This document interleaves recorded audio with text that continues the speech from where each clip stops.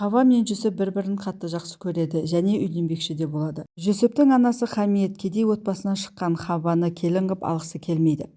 Жүсіп пен Хаваны айыру үшін ол қолынан келгеннің бәрін жасайды және ол ойы іске асады. Баласын бай отбасынан шыққан қызбен таныстырады, оның аты Баде, және оны баласына үйлендіреді. Бірақ Жүсіп Хаваны ұмыта алмайды, өйткені Хаваны ессіз сүйетін еді. Хава Жүсіпке ренжіп, одан кек алмақшы болып, басқа жігітке тұрмысқа шыққандай болып, өтіріктен ойын ойнайды.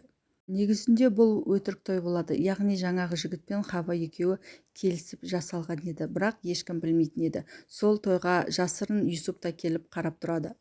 Юсуп өзінің әйелі Вадені жақсы көрмейтін еді, ал Ваде Юсупты қатты жақсы көретін және оны Хавадан қатты қызғанатын еді. Ол Хава өлсе, Юсуп мені жақсы көріп кетеді деген арам оймен Хаваның тойы болып жатқан ресторанға келіп, есікті сырттан құлыптап, терезеден от қойып кетеді.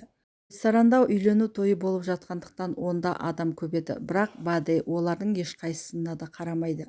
Терезеден от қойып кетеді де өзі қашып кетеді, ал іштегілер өртке оранады. Тойға келген қонақтар әртүрлі жарақаттармен ауруханаға түседі. Өрт болған жерде Жүсіп бәріне көмектесіп жүреді, бірақ өзі аман қалмайды. Денесінің 90%-ын күйік шалып, ауыр халде, комада, реанимацияда жатады. Алған жарақаттар өте ауыр болып, Жүсіп қайтыс болады. Анасы баласының кедей қызды жақсы көріп тұрса да, оған қосқысы келмеді. Өйткені кедей әрі оқымаған қызы, келін қызы келмеген Хамиет осылай баласынан айырылып қалады.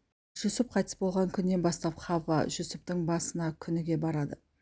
Хаваны бұл өмірде ұстап тұрған бір нәрсе жайт бар еді, ол Жүсіптен 2 қабат еді, және ішіндегі баласы 3-4 айлық болатын.